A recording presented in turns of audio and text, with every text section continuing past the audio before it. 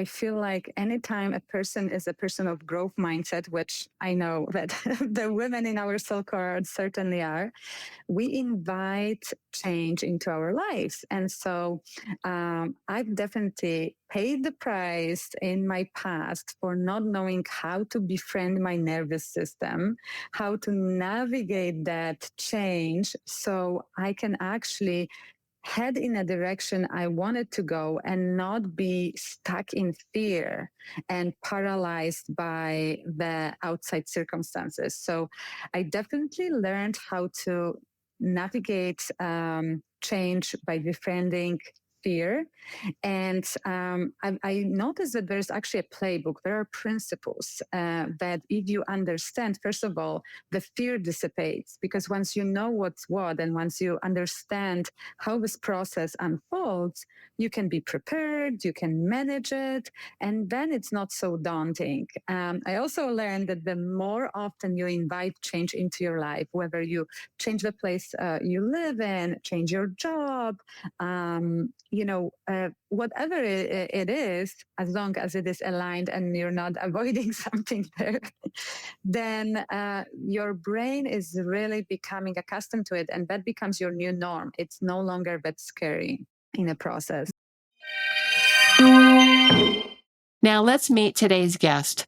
Malvina Messler is an executive coach, motivational speaker, and Paris retreat host who empowers women to become the CEOs of their lives from the inside out. You know, we're already speaking my love language. As an immigrant from post-communist Poland and a survivor of an abusive marriage, Malvina's personal journey has led her to become a self-love advocate. She has written a book titled Becoming You, which became an Amazon bestseller. In addition, as a co-founder of a national franchise brand and former vice president of 2 technology companies, Malvina empowers women to unleash their inner CEO energy and design lives on their terms. You are going to love her. Let's meet Malvina Messler. Well, welcome to Extraordinary Women Radio, Malvina. It is so wonderful to have you here today. Cami, I wouldn't want to be anywhere else. I love your energy and the space you create for women to share, connect, and grow. I'm so excited to hear your story. You are living a magnificent life. And I've been playing this, where in the world is Malvina, right? And so right now you are in California, but that doesn't mean that's where we can always find you. That's right. I used to subscribe to living life in a certain way according to expectations of others and societal norms. And about 3 years ago, I decided to redesign my life and my lifestyle, and I became this global citizen. So now I split my time between our beloved Colorado, where you are as well, and California, Del Mar and San Diego area, and Paris and some other parts of Europe. Oh, that's so awesome. What was the pivotal thing that happened that had you say, I'm going to shift this all up 3 years ago? There were a few things, but I am originally from Poland and I spent half of my life in America. And so I'm a dual citizen. So on paper, I could have already traveled and lived this lifestyle. But, as we all know, that sometimes we're prisoner of our mind. So I always had this limiting belief that I had to pick one or the other. And so for the first part of my life, that was Europe. For the second part of my life, my professional career, it was America. And I thought that I had to choose. And eventually I looked at myself and I thought, wow, I don't have to stick to one thing only. I can really design the life on my own terms. Even though there wasn't really a role model at the time for me, I just thought, I'm going to go for it and see what happens. Like, what's the worst thing that can happen? I will lose some money. I will stumble a little. And once I took that first step, the rest was history. And now I added a third place to the mix, and I just relocated to, to California from Colorado. Yeah.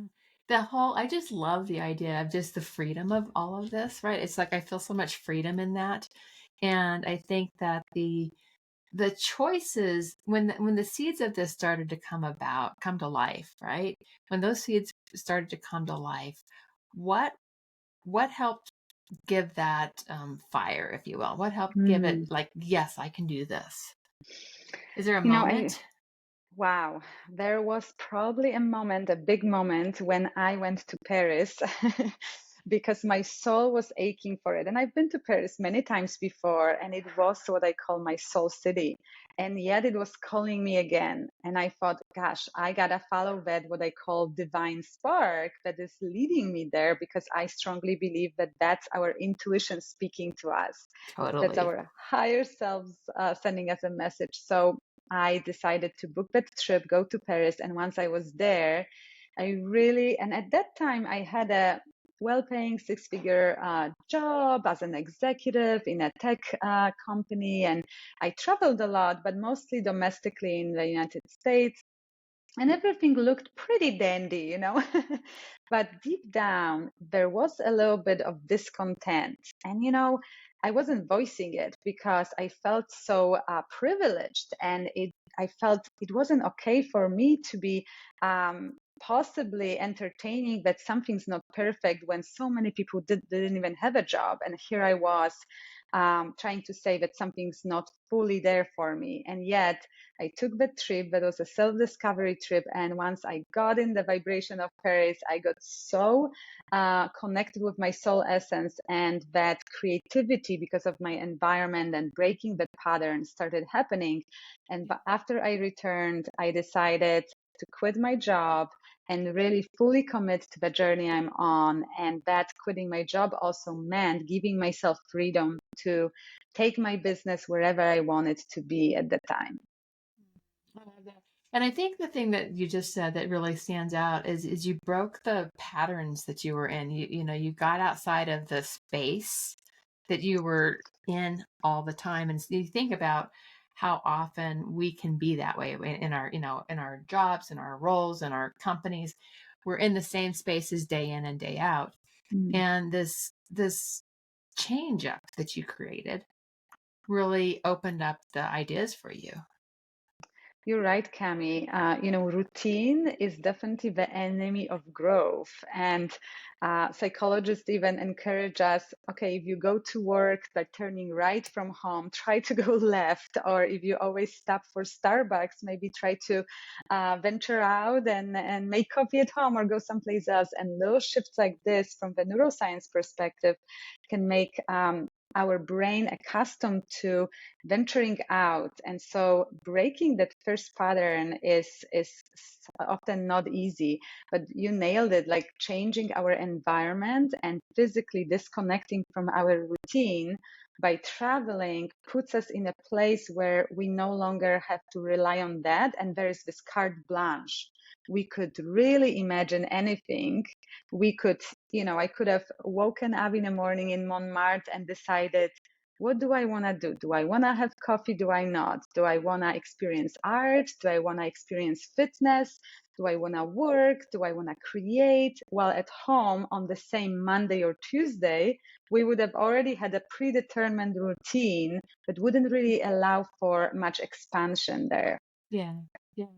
I love that. I love the openness of that. And so the question that comes to mind for me on that though is, so how are you balancing then? How are you building your business in a way that gives you that time prosperity? And I talk about time prosperity and wealth prosperity all the time, but I want to know some of your secrets that you have as you're stepping into this new way of running businesses, of really showing up in your business, but also living life.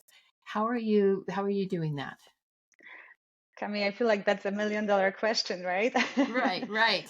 Time prosperity. And I'm sure so many of your listeners are women who have already achieved financial success, but we want more time because we want to have a more fulfilled experience of life. And so Yeah. for me, what I found is that I look at the balance between divine masculine energy and divine feminine energy that we all Mm-hmm. have, whether we Mm-hmm. identify as a man or a woman.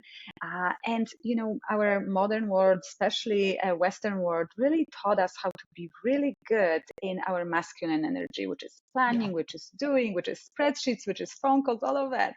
And so what I found is that the moment I really embraced the divine feminine and allowed it to have take up space in my life and started connecting to that spiritual side and really tuning into myself, I was able to make decisions that didn't require so much effort. And I Yeah. stopped chasing and started attracting, which is this quantum way of life.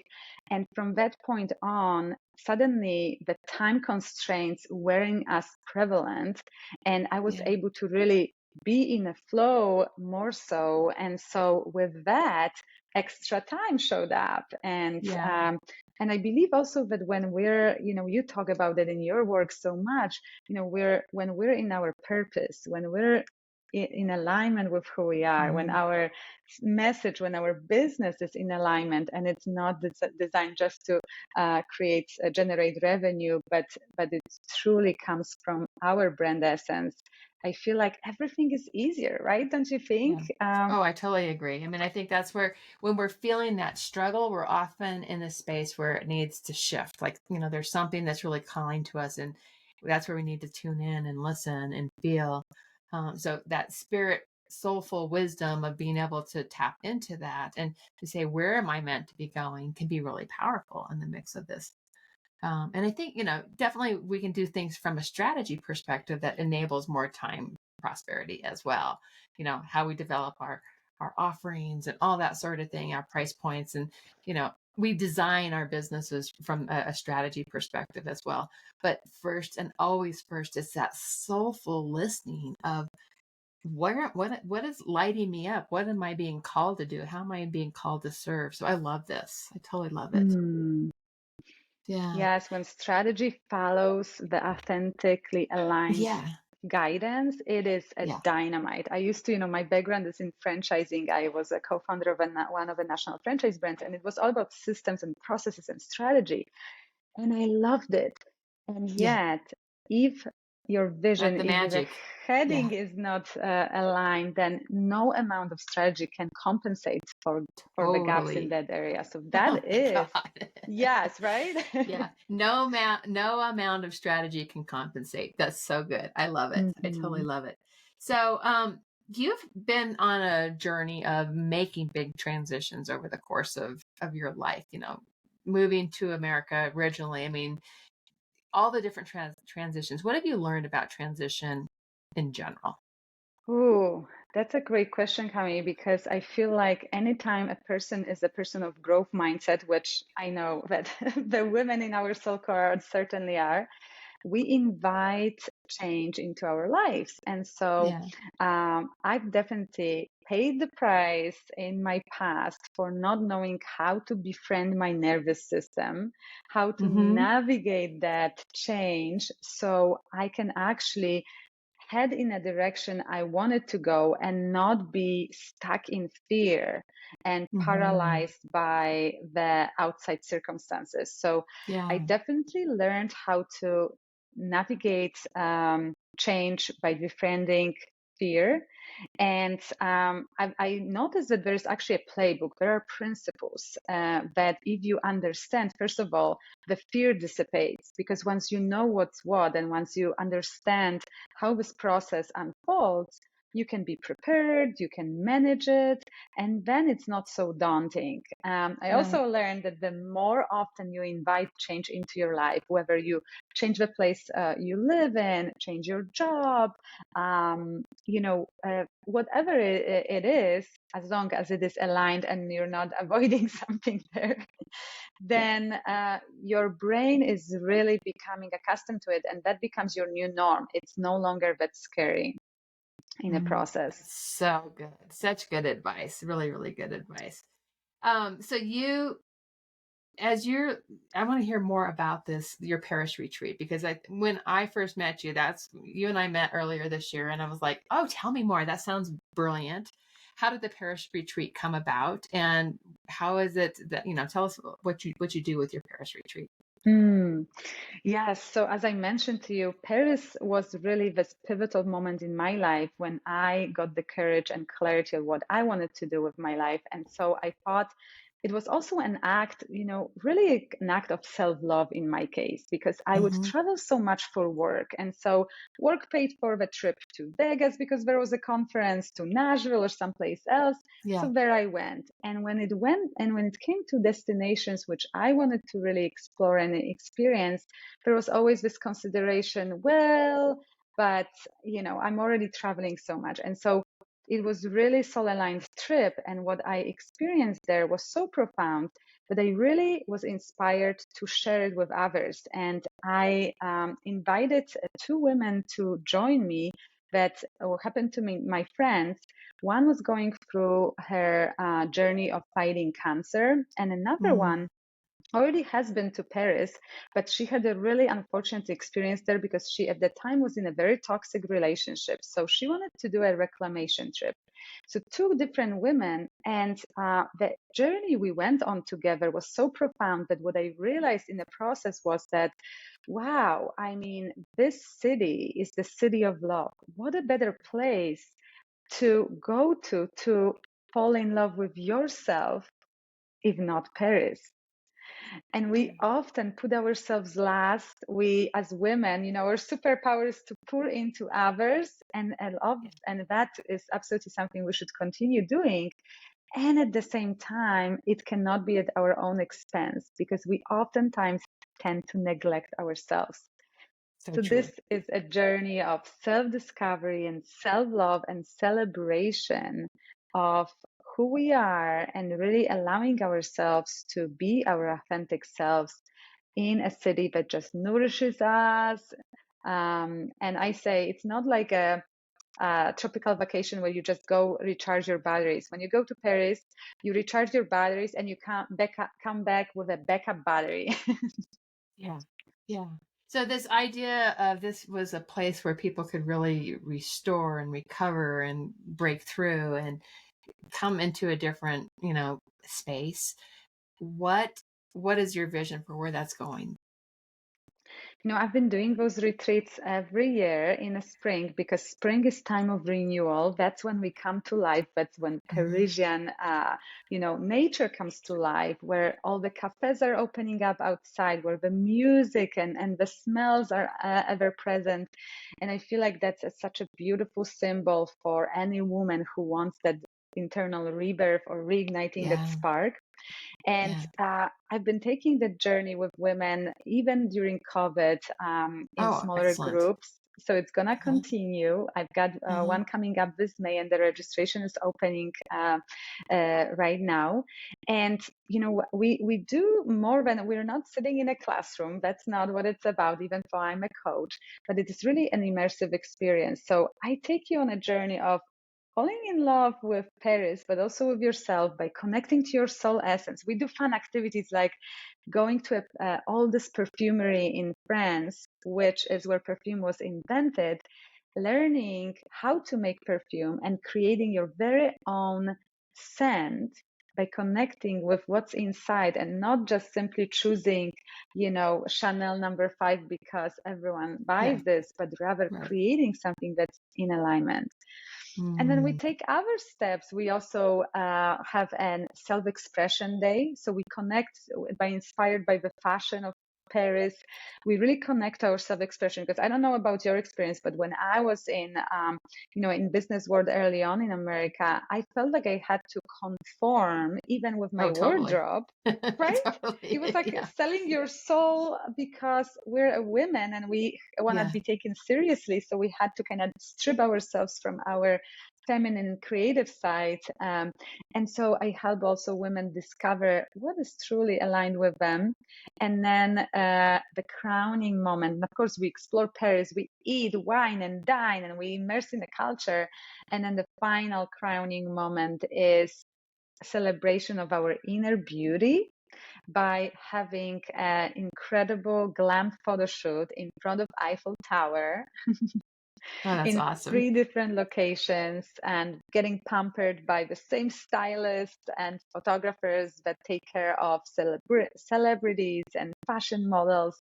And we really get to feel incredibly special, because what I found is I've had a lot of self-doubt and lack of confidence and that imposter syndrome kicking in. And this is a place where we get to really celebrate all of ourselves and have that full journey of self-acceptance, self-discovery, and self-love. I so love that. I so love that. So I have heard you talking about self-love and I'm looking here, a recent global report identified a self-love crisis for women around the world. And, this is what your retreat is really is just taking them into this kind of an experience that addresses that.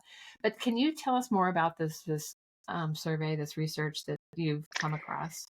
Yes, it was 3 years ago, the survey done, European survey, and it discovered that there is something what we call self-love index, and it Mm-hmm. takes our well-being, our mental health, our confidence, a lot of different socioeconomic factors into the mix, and it discovered that we are really dealing with a self-love crisis in a world. And Wow. one of the Drury statistics is that 1 in 2 women feel more self-doubt on everyday basis than self-acceptance. Over Mm, 65% of women tend to opt out of important life and business important activities and events just because they're not comfortable with how they look. And those wow. statistics just pile on and on and on. And then United Nations said that it's going to take about 300 years for us women to really experience the true equality Yeah. with men. And when I thought of that, I thought, well, clearly we don't have 300 years to wait for that moment. So what can we be done now, right?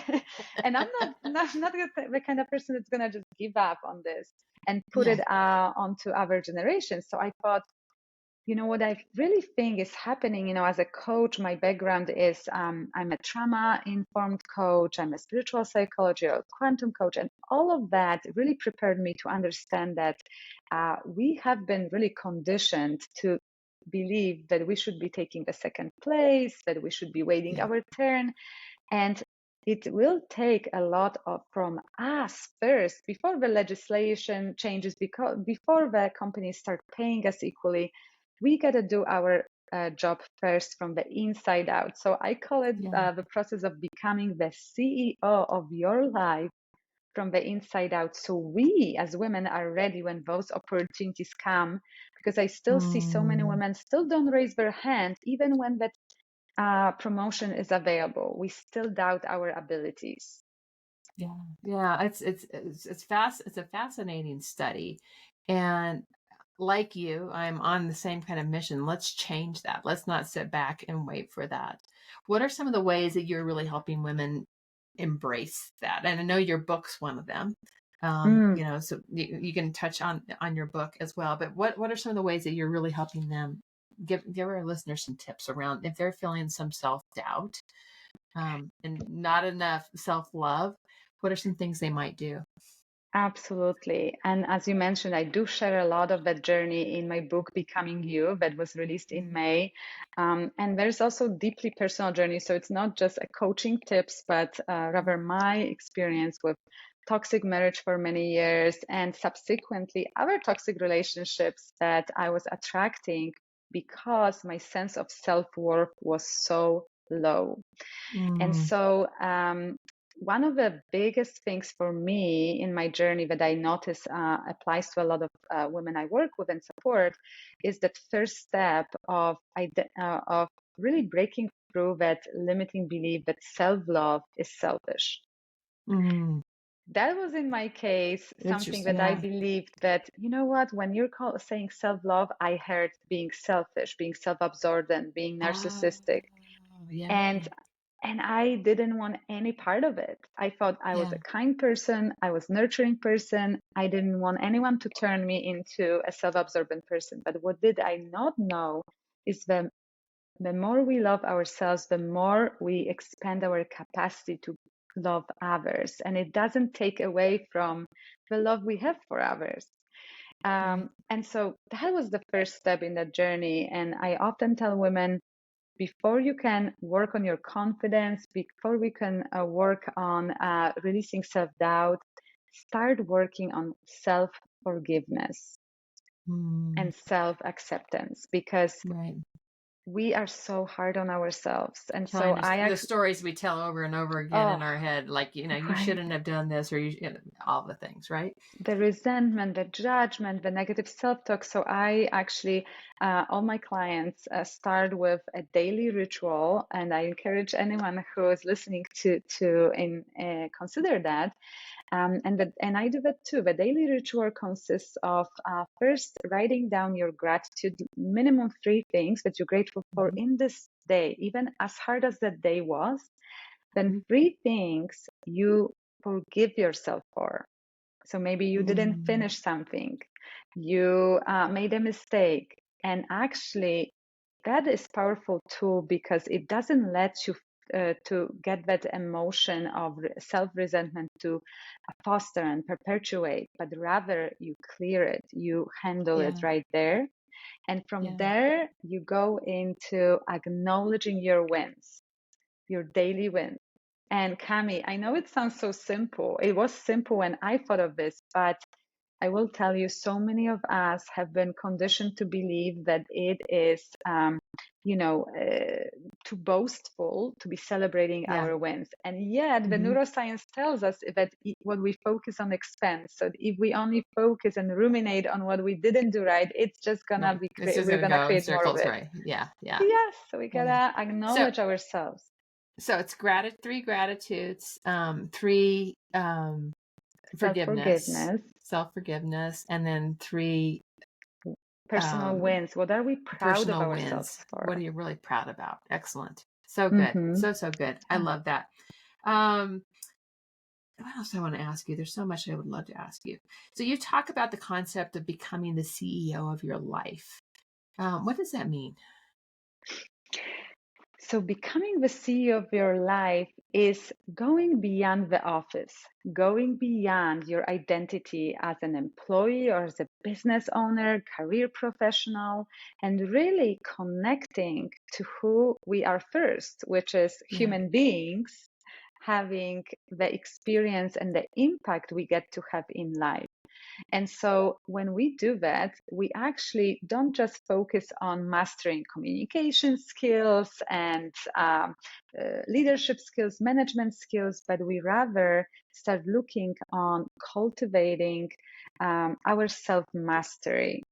And through Mm, that, we can truly first be more clear of who we are, live more authentically, and then lead more powerfully and be the cause of the change we want to see in the world and create that impact we were born to make. I so love that. So love that. And do you teach some of that in your book? Yes, the self love journey and the becoming you is absolutely part of the framework. And then, Hmm. of course, I infuse it in the Paris retreat as well. And then I Totally. also have one on one and a group program that is dedicated to the journey of becoming the CEO of your life. Love it. I totally love it. So good. Okay, so where can people learn more about all your work, your book, all that good stuff, your retreat? Yes.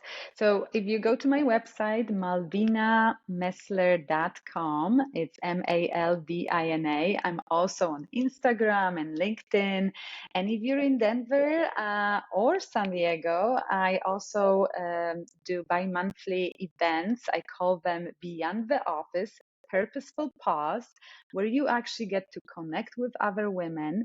And if you don't know where you want to start, come hang out with us, have dinner, nourish your body, and nourish your soul and your mind in an environment of other women that share your journey. It Mm. only takes one step to start. You don't need to know all the answers, and in the right environment, like listening to this show and attending events like the ones you host, reading the books we talked about. This is, and also, of course, getting out of your comfort zone, coming to Yeah, Paris with me. I'd totally. love to have you there. Yes. Is when profound shifts happen. And most of my clients and women who really come, they often don't know what they're looking for. It's like their lives are working. I don't know if you're finding the same thing, but a lot of times, their lives are really working, and yet there is this this little seed of, gosh, I feel like there is more. I feel like there is more. And once Yeah. they, we don't know what we don't know. So you take the first step, the next step gets illuminated. I so love it. This is so good. So definitely go check out Malvina and all her spaces and join her in one of her circles and join her on her retreat. I mean, there's just so many beautiful places you can do that. The final question I always close with are what are three pearls of wisdom you want to leave with us today? Hmm. Well, I would say definitely honor what you feel in your heart. So drop from your mind and to your heart and practice Mm, that as often as you can, because that will never betray you, but will guide you to the place that's not only aligned, but it serves your highest good. So honor that in a world that we can be at the effect of life, circumstances, people's suggestions, honoring what's in our heart and practicing that. I feel like I found was the most important thing for me. excellent. So you get two more. You got three pearls of wisdom. Oh, free. Oh, yes. That's amazing. Okay, love it. Well, we already talked about self-love. I would also say definitely find time to play and for play and Yes. curiosity, because those are the portals that, as a quantum success coach, I often talk about how they really give us access to this innovative thinking, to the most brilliant ideas, and to expanding our fullest potential. So I would encourage you, don't buy into just staying on the hamster wheel, get off the hamster wheel, allow Yeah. for play and curiosity. And finally, really focus on building the vision for your life, because we can only experience what we can imagine. If So you're good. not dreaming, if you're not imagining, if you're not journaling, the subconscious mind is not even able to support you in giving you the best life possible. So Mm, I would say make time to create your vision for the future you desire to experience. I love it. Malvina, this has been so much fun and so much good wisdom that you've shared with us today. Thank you so much for joining us. Thank you, Kami. Always a pleasure.